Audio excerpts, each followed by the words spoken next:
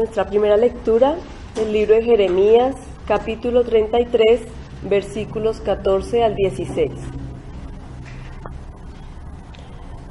Vuélvanse a mí, apóstatas, afirma el Señor, porque yo soy su esposo. De ustedes tomaré uno de cada ciudad y 2 de cada familia, y los traeré a Sión. Les daré pastores que cumplan mi voluntad, para que los guíen con sabiduría y entendimiento.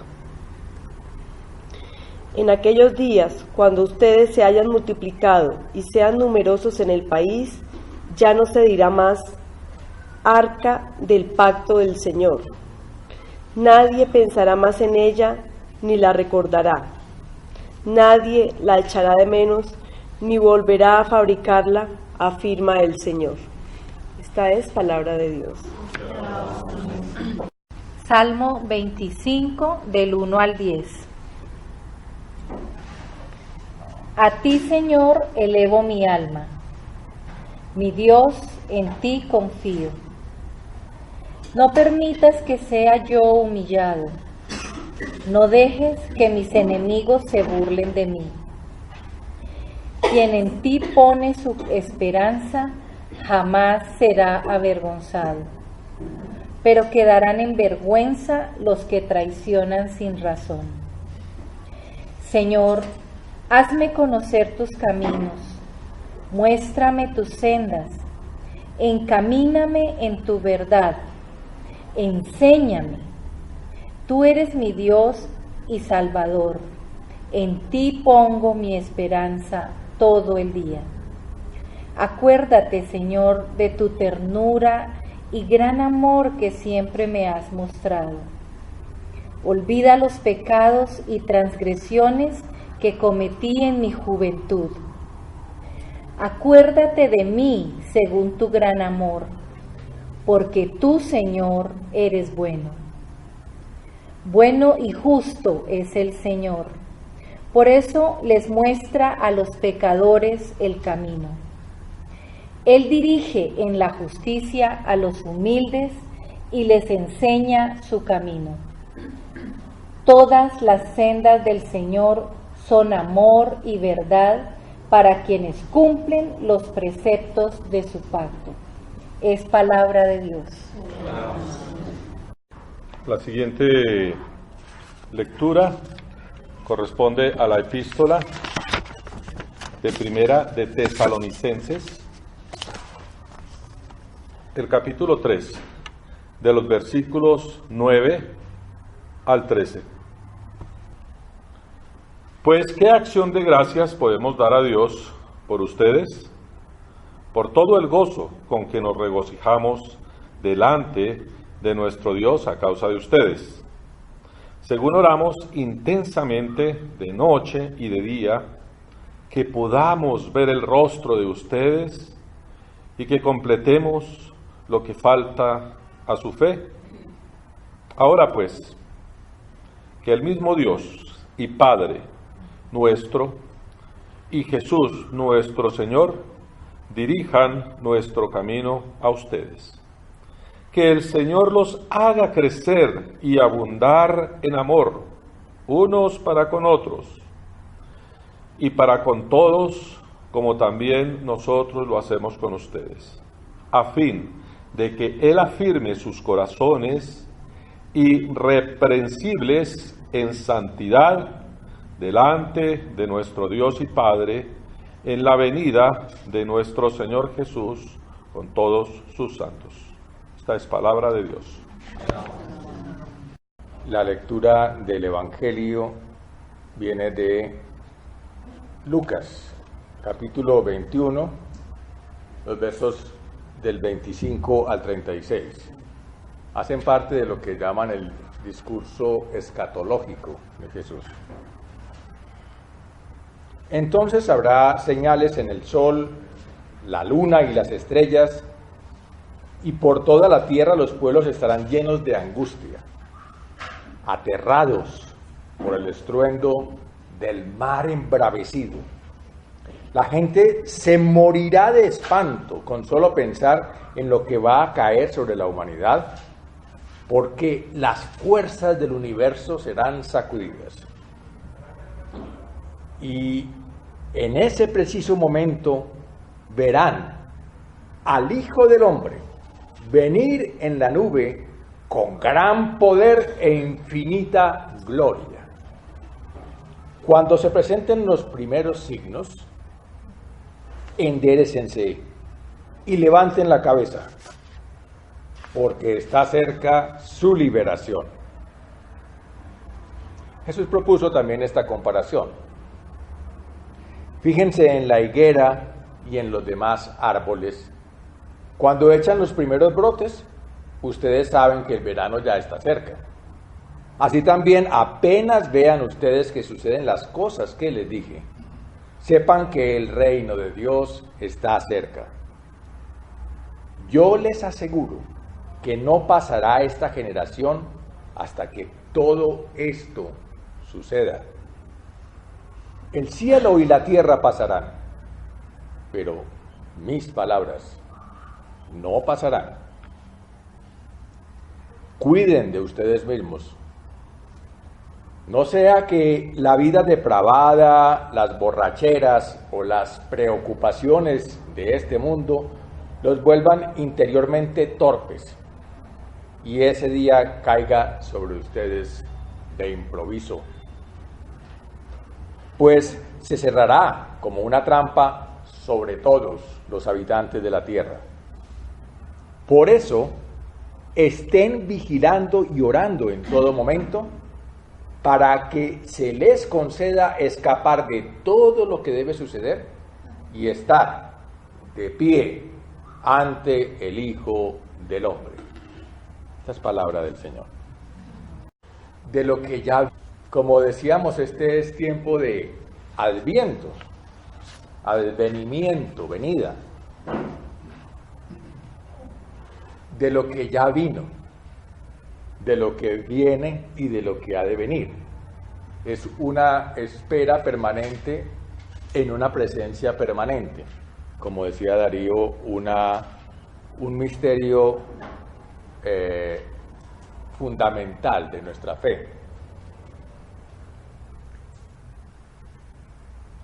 Y si bien una de las principales connotaciones de esta festividad es esperar la fecha en la que conmemoramos el nacimiento de Jesús, de quien afirmamos es Dios encarnado, es el Hijo de Dios, es el mismo Dios en una de sus esencias trinitarias.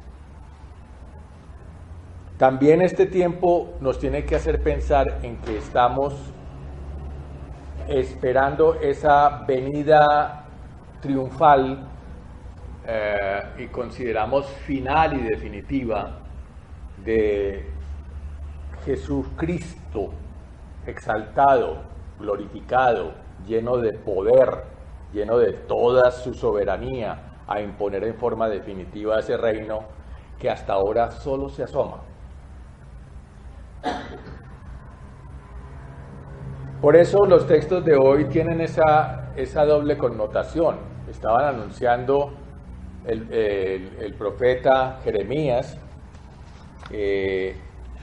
tanto en el pasaje que nos leyó Martica como en el que tenía yo para el día de hoy, destacaba una frase en particular. Decía: en esos días haré nacer un nuevo brote de David que ejercerá la justicia y el derecho en el país. O sea, el texto de Jeremías es una clara alusión para nosotros, que nosotros interpretamos como el anuncio de David, de Jesús, ese descendiente de David, que viene a dar cumplimiento a este anuncio del profeta, que es promesa de Dios para el pueblo que estaba anhelando su liberación. Pero también ese texto tiene que hacernos entender que ese mismo descendiente de David vendrá ya a darle un cumplimiento mucho más cabal a esta promesa. Porque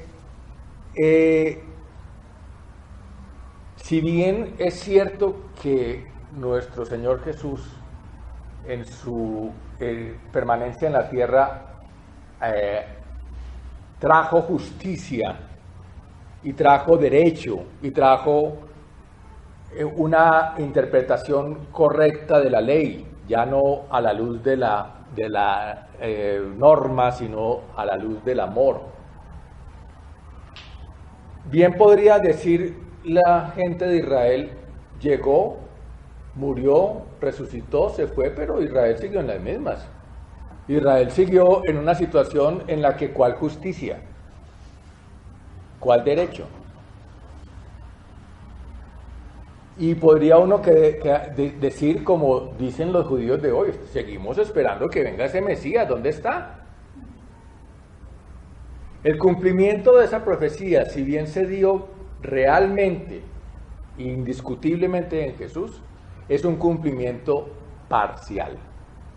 Allí ha ocurrido en una forma trascendente y en una forma irrevocable un cambio al destino de la humanidad, pero que se haga realmente evidente en lo que nos rodea, pues la gente con toda razón tiene escepticismo cuando ve todas las cosas que falta por consumarse de esa justicia, de esa verdad prometida a través de ese Hijo de David. Por eso seguimos esperando esa segunda venida, donde ahí sí se dará en una forma definitiva.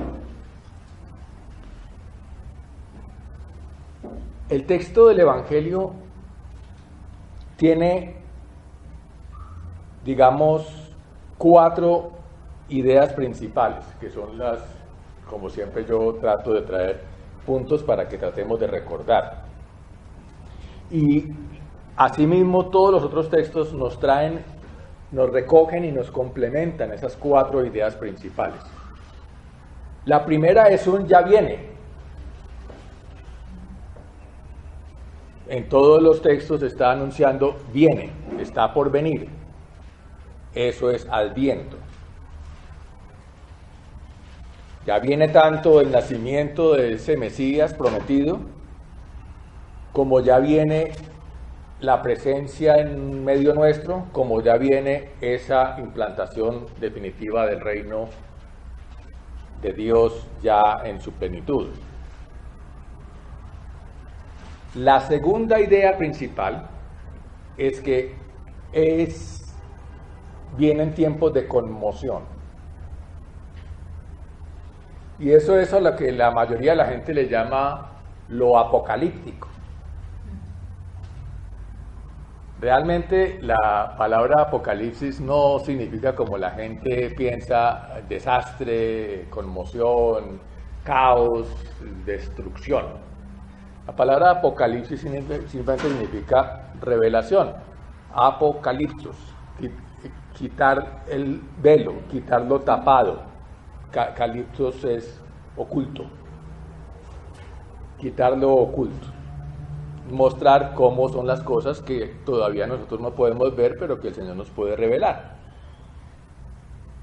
O lo que llaman también los textos escatológicos. Escatológico significa simplemente hablar de los tiempos finales, que es en los que estamos, que es en los que estamos desde que Jesús vino.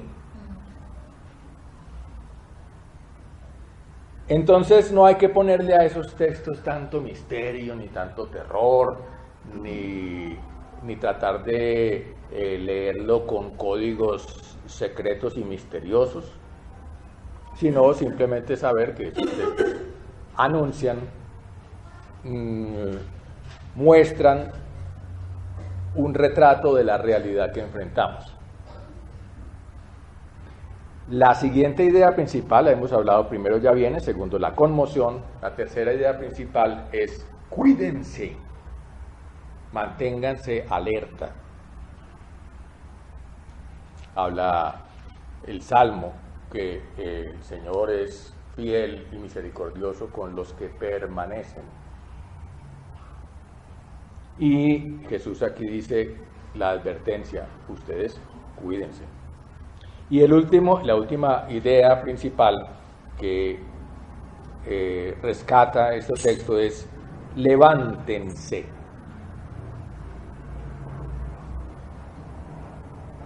Levántense para estar en pie delante del Hijo del Hombre. Curioso, ¿no? Uno diría postrarse delante del Hijo del Hombre. Ante tiempos de conmoción, cuidarse debería significar refugiarse tal vez, huir de pronto, como en alguna parte del texto de Jesús insinúa con respecto a la destrucción de Jerusalén. Pero el llamado aquí no es a ninguna de esas dos cosas. El llamado es a levantarse.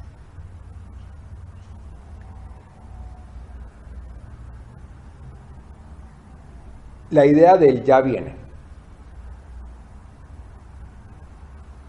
Uno podría sentirse muy confundido cuando Jesús afirma que no pasará esta generación hasta que todo esto suceda.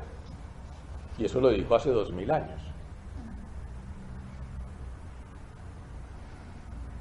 Y además lo afirma con su más contundente juramento. Cielo y tierra pasarán, mas mis palabras no pasarán. Es decir, esa es una verdad indiscutible y nos quedamos diciendo, si es una verdad tan indiscutible que ya viene, que todo esto sucederá en el primer siglo, no pasará esta generación, dice claramente.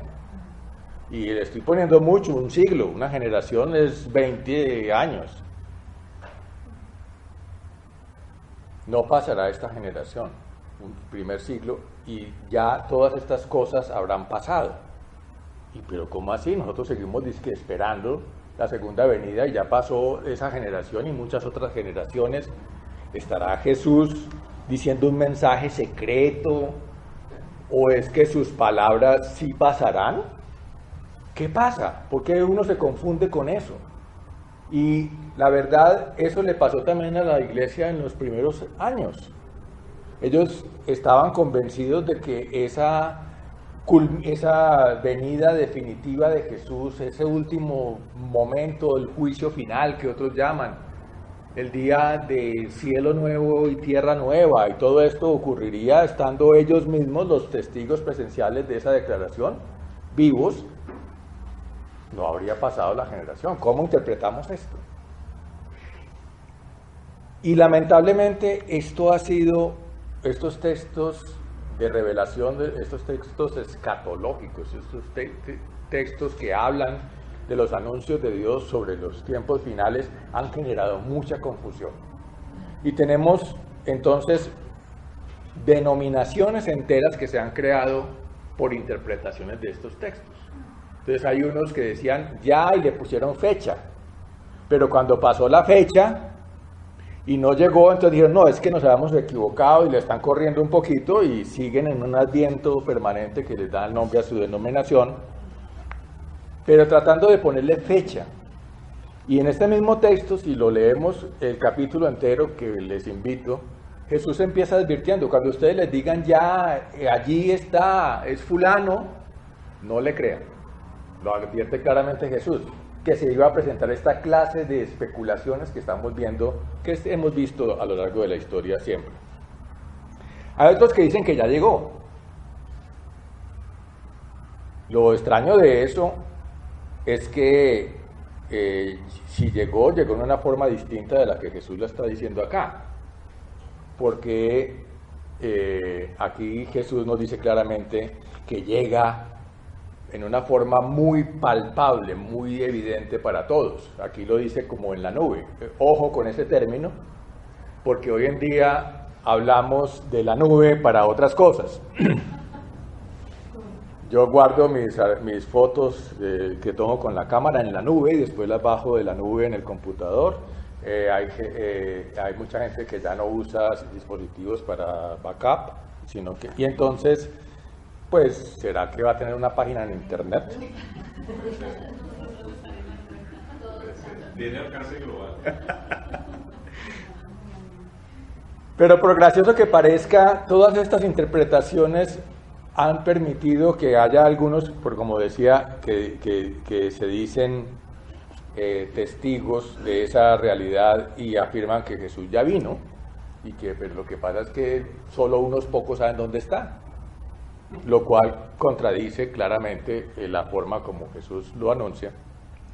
Y hay otro personaje que dice que Él es, y lo anuncia públicamente, que Él es Jesús resucitado, e inclusive anunció que iba a sufrir la transfiguración en el año 2012. Pero pasó el año 2012 y entonces dijo que era que una transfiguración que era de metafísica, no la podíamos ver nosotros, y porque claro, no logró transfigurarse como esperaba, pero sigue afirmando que Él es. Ha sido él deportado de su país natal por estafador, y actualmente tiene otra cantidad de problemas, pero pues él dice que como la gracia de Dios es inagotable, no hay nada que nos pueda condenar porque ya el demonio fue vencido, y bueno, en fin, toda esa cantidad de interpretaciones engañosas que hoy nos traen y de las cuales Jesús claramente advirtió, vendrán unos diciendo. Pero entonces, ¿cómo es eso? Vuelvo a la pregunta de qué iba a ocurrir durante esa generación. Hay una explicación muy simpática para lo que son los anuncios de los tiempos futuros que se hacen a lo largo de los textos proféticos o de los anuncios mismos que hace Jesús. Esos anuncios de hechos futuros es como cuando uno mira a lo lejos una cordillera. Uno ve a lo lejos como si todas las montañas estuvieran en el mismo plano. Las ve todas junticas. Y uno puede tomar la foto de esa cordillera y ver las distintas cimas y las ve uno al lado del otro. Pero a medida que uno se acerca, supongamos que voy en un avión y me acerco a esa cordillera, veo que ya pasé este pico, pero este otro pico sigue estando adelante, como si no me hubiera acercado, y yo los esperaba ver el uno al lado del otro, y resulta que uno estaba en realidad más adelante que el otro. Pero ya llegué a la cordillera.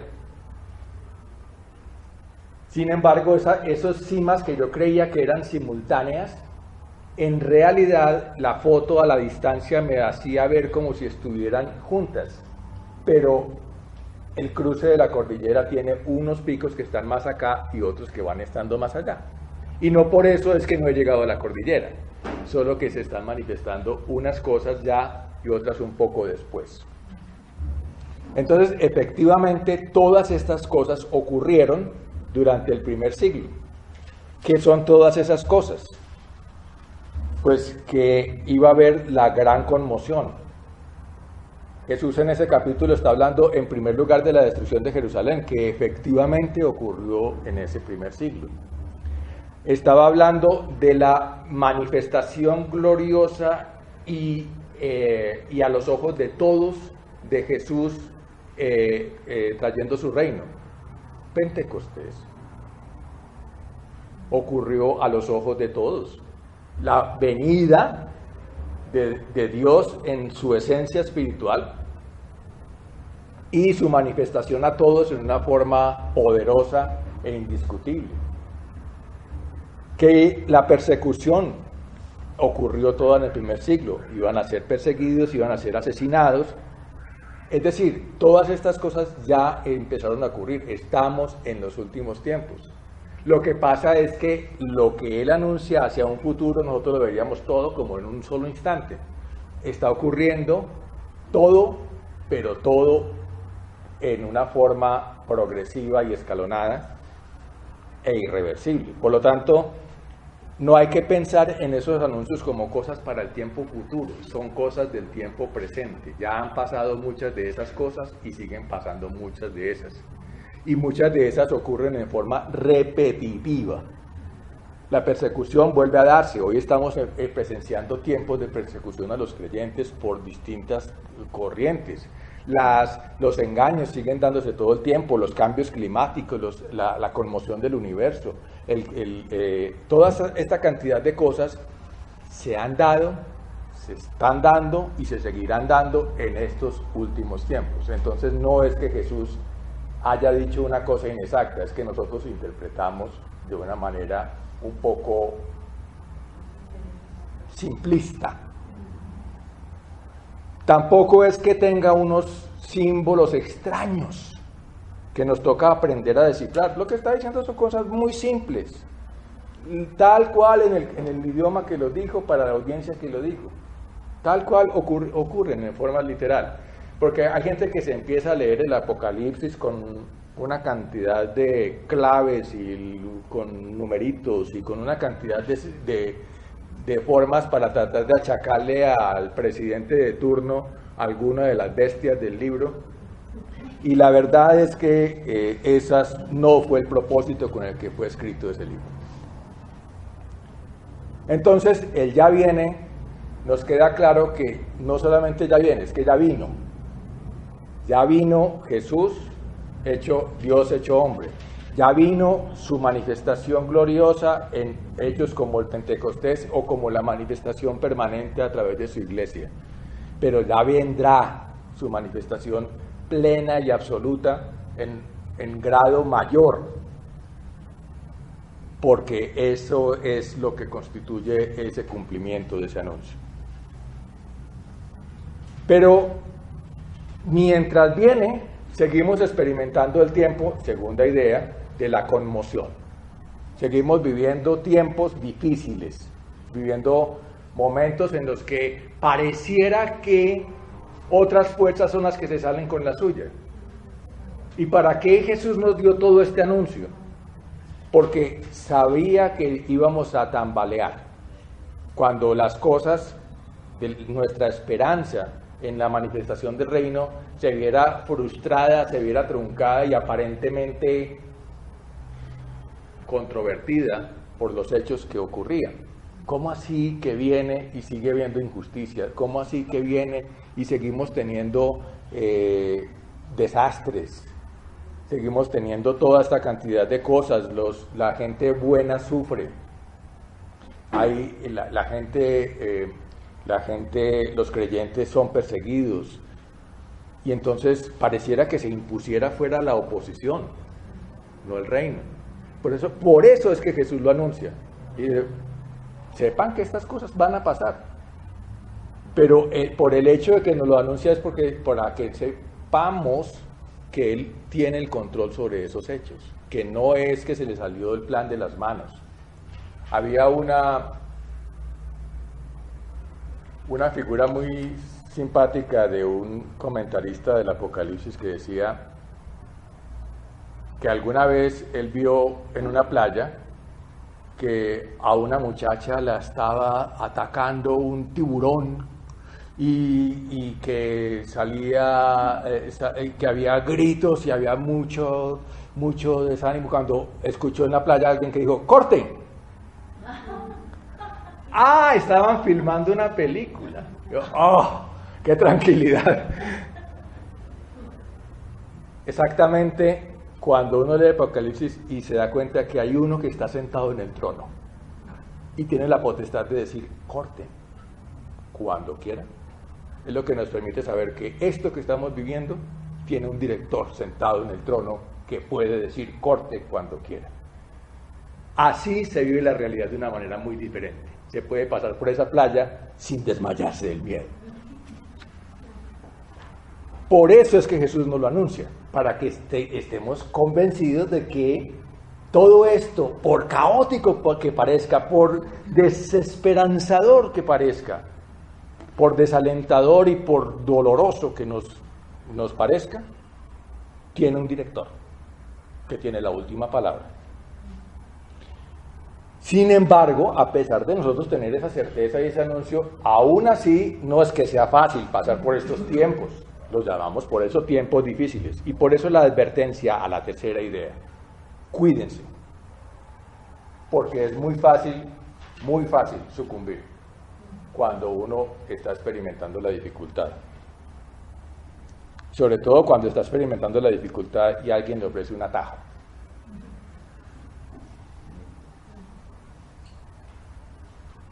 Entonces habla ahí de cosas como Jesús advierte, le pone nombres propios y advierte sobre cosas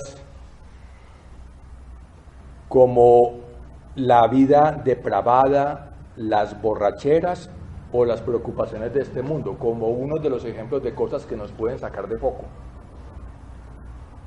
Uno puede tratar de huir del dolor a través de la búsqueda del placer. O haciéndose el loco, bueno, igual esto se fregó, pues tratemos de pasarle lo mejor posible, ya que esto no tiene remedio. O se entrega a cosas como las preocupaciones de este mundo, es decir, dejemos de pensar en esto y pongámonos a hacer algo de provecho. Es decir, me enfrasco en el trabajo, me enfrasco en metas de este mundo que hacen que yo me distraiga del sufrimiento o crea estar encontrando otra respuesta a las seguridades que el mundo me demanda. Si yo trabajo fervientemente, me trasnocho y me dedico a eso, quizás estoy proveyéndome de seguridad. Pero todas estas son cosas que me están distrayendo del verdadero llamado. Y ahí viene la última idea principal. ¿Qué nos toca hacer cuando esto pase? La nube. Llegó Jesús. ¿Qué hacemos? Yo no estaba listo. ¿Qué hay que hacer? Hay que ir a donde dicen que está los que lo conocen en secreto. Hay que interpretar y tener una cantidad de códigos para descifrar esas señales. Hay que esconderse, hay que huir. ¿Qué hay que hacer? Cuando esas cosas ocurran, lo que dice el Señor es: levántense, alcen la cabeza. Es decir, lo que corresponde es mantenernos, permanecer. Lo dice Pablo en una forma muy práctica. Jesús dice el estar levantados, pero ¿a qué le llamamos estar levantados? Lo que Pablo traduce en una forma muy tangible es que les dice: queremos que cuando lleguemos a ustedes estén fortalecidos en su amor, para que el Señor los encuentre irreprochables y santos. Entonces, la clave de ese levantarse no corresponde a ninguna clase de insurrección, de conformar unos ejércitos o de hacerse muy vistosos, que podría alguien llamar levantarse. Habla de fortalecer esto que es los valores que nunca deben negociarse. Mantenerse en el amor, la santidad y la rectitud, como nos lo dice Pablo a los de Tesalónica, son levantarse. Entonces, independiente de cómo interprete yo las señales, si las fechas, si los personajes, si las maneras, si ya llegó, si ya está llegando, lo que a nosotros nos corresponde es levantarnos. Y levantarnos es permanecer en el amor, en la santidad, en la rectitud, para que el Señor nos encuentre, como dice en varias de sus parábolas: qué dichoso es aquel siervo al que el patrón lo encuentra haciendo lo que tenía que hacer. Entonces, todo este discurso, toda esta preparación no tiene ciencia oculta, no tiene misterios insondables. Lo que tiene son unas verdades muy claras que son realmente entendibles para todos nosotros y que nos permite interpretar el tiempo difícil de hoy con una perspectiva de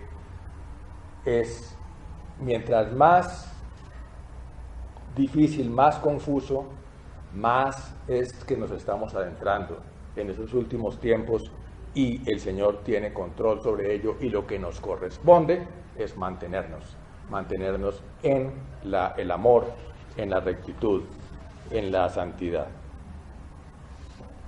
Con eso estemos entonces, para concluir, con la certeza de que viene a nosotros cada vez que le invocamos, viene a nosotros cada vez que nos reunimos en su nombre, pero que vendrá en una forma mucho más contundente cada vez más en el futuro cercano. Que esta conmoción existe, está anunciada, pero está bajo control, que lo que nos corresponde es cuidarnos y levantarnos, permanecer en el amor, en la santidad, en la rectitud. Oremos. Padre, muchas gracias por la certeza que nos das de que no somos nosotros los que te buscamos, sino que tú eres el que vienes a nosotros, el que propone, el que nos ama primero. Nosotros somos receptores de ese amor, aunque no lo entendamos.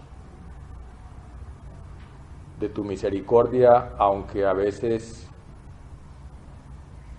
la defraudemos con nuestra rebeldía. Te rogamos, Señor, que tu Espíritu nos dé la fortaleza para no sucumbir ante estos tiempos difíciles, que nos dé la claridad para seguir viendo tu soberanía en la historia y la certeza de que tú tienes el control. Rogamos, Señor, que tu manifestación, tu reino sea pleno, pronto, que venga ese tu reino en forma definitiva, que sea erradicada toda injusticia. Te rogamos, Señor, que acortes el sufrimiento a tantos que están padeciendo persecución, necesidad, dolor, y que nos hagas a nosotros como iglesia esa presencia de tu amor para consolar a tantos que lo necesitan, para vivir tu reino en nuestra pequeña esfera como anticipo de ese reino pleno que tú anuncias. Estamos en tus manos, Señor, en el nombre de tu Hijo.